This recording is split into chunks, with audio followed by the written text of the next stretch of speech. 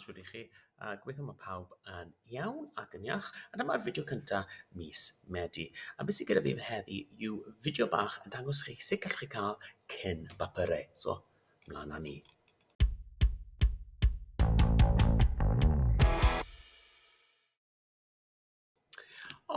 So yn traddodiadol, os ych chi eisiau cael cyn-baburau, mae angen chi mynd i wefan CBAC fan hyn.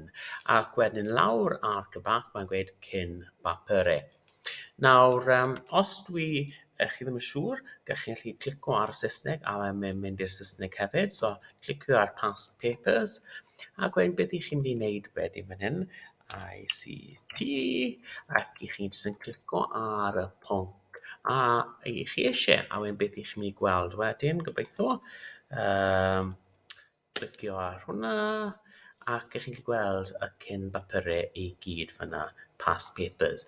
Ac os chi'n gweld y fersiwn y Cymraeg, chi jyst yn gwasgu Cymraeg, ac wedyn, dyna ni, cyn-baburau i gyd fan hyn. Ond, dwi eisiau rhannu rhywbeth eitha cwl gyda chi fi wedi ffeindio mas o'r wythnos hyn. Y gwefan yma, sef igunion.eg, a gwefan o'r AIF diwe.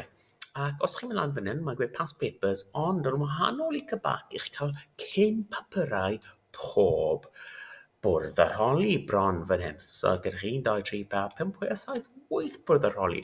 Ac os ni'n mynd i WJEC, ac wedyn, chi'n gallu gweld, mae gyda ni GCSE, a wedyn ni'n mynd i wneud yr un peth wedyn, qualifications,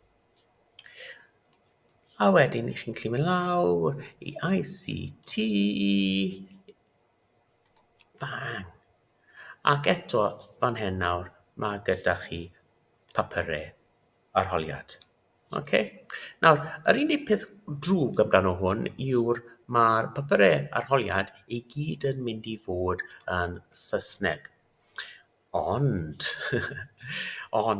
ar wahân i rhai Cymraeg wrth gwrs, achos os ni'n mynd lan fan hyn, oedd hwn yn sioc i fi. Fi ddim yn gwybod pam ar y ddaear fydde unrhyw un yn yr aifft yn astudio Cymraeg.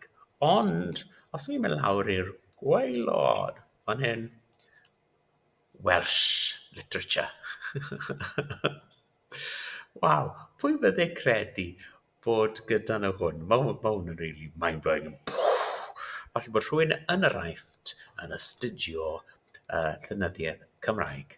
Ac yn weld related documents. Dwi ddim yn gwybod. Mae stwff i ni gyd fan hyn i gyd. Anyway, dyna yr gwefan igunion.eg.com ac jyst rhag gofn i chi sef fwy o deunydd adolygu. Mae fe fyna, mae fe cwl, a mae am ddim. So, hwyl am nawr, ac os mae gyda chi unrhyw deunydd adolygu, hoffech chi rhannu gyda pawb. Wedyn, jyst anfon o'r neges neu rhoi'ch salwad ar y gwaelod. So, hwyl am nawr.